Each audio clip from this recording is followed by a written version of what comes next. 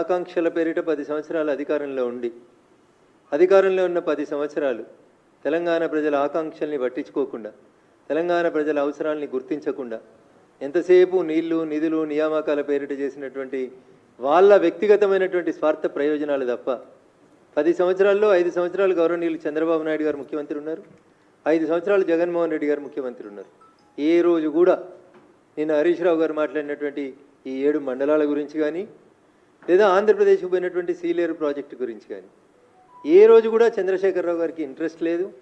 రోజమ్మ ఇంట్లో తిన్న రొయ్యల పులుసు మీద ఇంట్రెస్ట్ ఉన్నది తప్ప ఆయనకి రోజమ్మ ఇంటికి పోయినప్పుడు మరి 7 మండలాలు ఏంది, ఈ ఊర్లు ఏంది అనేది ఒకరోజు కూడా మాట్లాడేందుకు ఆయనకి ఇంట్రెస్ట్ లేదు.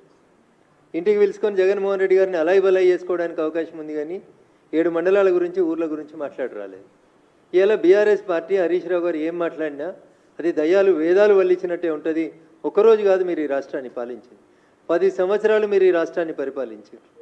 ఆ రోజు ఏ పరుగునున్న ఏ ముఖ్యమంత్రితోటి కూడా సత్సంబంధాలు పెట్టుకోక అంతా తానే అన్నట్టు అంతా మిథ్య అన్నట్టు ప్రవర్తించి ఇప్పుడేదో శుద్ధులు చెప్తా ఉంటే హరీష్ గారు మీ మాటలకి తెలంగాణ సమాజం శాంక్టిటీ ఇవ్వదు, మిమ్మల్ని గుర్తించదని చెప్పి ఈ సందర్భంగా సిద్దిపేట ఎమ్మెల్యే గారికి తెలియజేయదలుచుకుంది.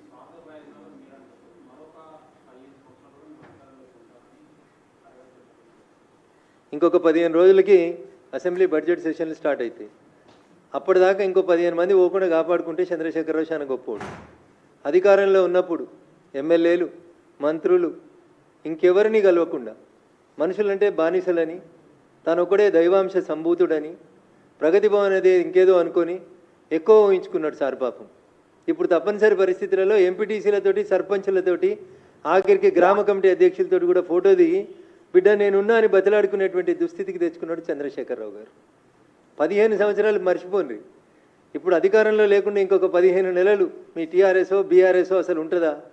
దానికి పేరు ఉంటుందా? ఊరు ఉంటుందా? మీ ఎమ్మెల్యేలు ఉంటారా?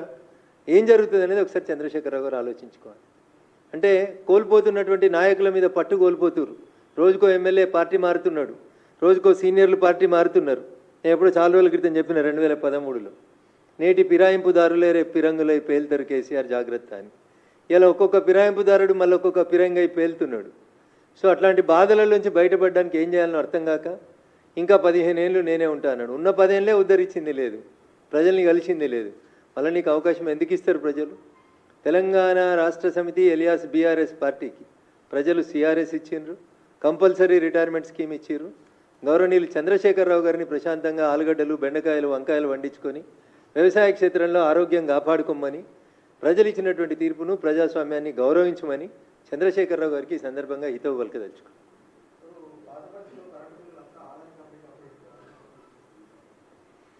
అన్న చంద్రశేఖరరావు గారి అడుగులు ఎట్లా పడ్డాయో అంతకంటే భయంకరంగా రేవంత్ రెడ్డి గారు అడుగులు పడతా ఉన్నాయి. నువ్వు బిల్లులు వసూలు చేస్తావా, ఏదైనా ఏజెన్సీకి ఇస్తావా అనడానికి సంబంధించి రాష్ట్ర ప్రభుత్వం దగ్గర ఏమన్నా ఐడియా ఉందా? పాత బస్తీని ఆదానికి ఇచ్చుడు ఏందన్నా? రిధం కోసం మాట్లాడి ఎత్తి ప్రాసల కోసం మాట్లాడి మమ్మల్ని బదనాయం చేయడం కోసం మాట్లాడడానికి టెండర్ పిలిచినవా? టెండర్ పిలిచే ఏ సెగ్మెంట్లు పిలిచినావు? డివిజన్ వైజ్ పిలిచినవా? ఎస్సీ గారి పరిధి పిలిచినవా? లేదా ఒక అసెంబ్లీ కాన్స్టిట్యున్సీ పరిధి పిలిచినవా? అసలు ఏం చేస్తుంది రాష్ట్ర ప్రభుత్వం అనే ఐడియా ఉందా వాళ్ళకి? ఓల్డ్ సిటీ మీద ఐడియా లేదు, న్యూ సిటీ మీద ఐడియా లేదు, మెట్రో మీద ఐడియా లేదు, కరెంటు బిల్లుల మీద ఐడియా లేదు, ఇందిరమ్మ రైతు భరోసా మీద లేదు, సోనియమ్మ రైతు రాజ్యం మీద లేదు. అసలు వాళ్ళకి ఇదేముందన్నా? ఎంతసేపు అధికారాన్ని కాపాడుకోవడం. 5 రోజులు ఉంటాడా? ఎవరు పీసీసీ అధ్యక్షుడు అనేది డిసైడ్ కావడానికి 5 రోజులు ఢిల్లీలో కాలయాపన వచ్చింది, కానీ ఇందిరమ్మ రైతు భరోసా కోసం మాట్లాడేందుకు అవకాశం లేదు ఆయనకి. రాహుల్ గాంధీని అడగనుంటివి మరి 1,00,000 కోట్లు వసూలు చేద్దాం కేసీఆర్ దగ్గర అని చెప్తేవి కదా. మరి 5 రోజులు ఉన్నావు కదా, ఎవరిని మంత్రి చేద్దాం, ఎవరిని పీసీసీ ప్రెసిడెంట్ చేద్దాం అనడానికి గడిపిన 5 రోజులలో 5 గంటలు మరి సోనియమ్మ పేరు మీద పెట్టినాం, ఇందిరమ్మ పేరు మీద పెట్టినాం రైతు భరోసా. దానివైపు మన అడుగులు ఎట్లుండాలని ఏమన్నా చర్చ జరిపిర్రా అన్న? ఎంతసేపు రాజకీయం తప్ప ఇంకొకటి లేదు. క్యాబినెట్ ఎక్స్పాన్షన్ చేయడాన్ని మేము వ్యతిరేకిస్తలేం. నిజంగా ఆయనకు బిల్లులు వసూలు చేయడం ప్రభుత్వంతో చేత కాకపోతే టెండర్ పిలిచి ఏజెన్సీలకు ఇవ్వడాన్ని మేమేం కాదనలేము, ఎందుకంటే ప్రభుత్వం వాళ్ళది, వాళ్ళు నిర్ణయాలు తీసుకోవాల్సిన వాళ్ళు. మాట్లాడితే అంబానీ పేరు ఆదాని పేరు తప్ప ఇంకొకటి రాదు వీళ్ళకి. పొలిటికల్ విమర్శలు తప్ప వాస్తవాలు తెలియవు. ఎందుకు కరెంటు బిల్లు వసూలు చేయడం తెలంగాణ ప్రభుత్వంతో కాదట్నా? ఎందుకు అంబానీ ఎందుకు మధ్యలో? ఆ మాత్రం కూడా శక్తి లేదా? ఎలక్ట్రికల్ జేఏసీ ఉంది కదా, పొలిటికల్ జేఏసీ నడిపిన కోదండరామ్ గారు పక్కనే ఉన్నారు కదా. పిలుచుకొని కరెంటు బిల్లులు ఎట్లా వసూలు చేయాలో అడుగురు, ఓల్డ్ సిటీలో చెప్తారు. దానికోసం ఒక 5 గంటలు స్పెండ్ చేయరు రేవంత్ రెడ్డి. అది చేయకుండా అంబానీకి ఇస్తాం, ఆదానికి ఇస్తాం, పేపర్లలో ఎవరు పడితే వాళ్ళు ఏది పడితే అది మాట్లాడడానికి తప్ప ఈ రాష్ట్ర ప్రయోజనాలకి ఉపయోగకరంగా లేదనేది మాత్రం మేము రాష్ట్ర ముఖ్యమంత్రి గారికి తెలియజేయదలుచుకున్నాం.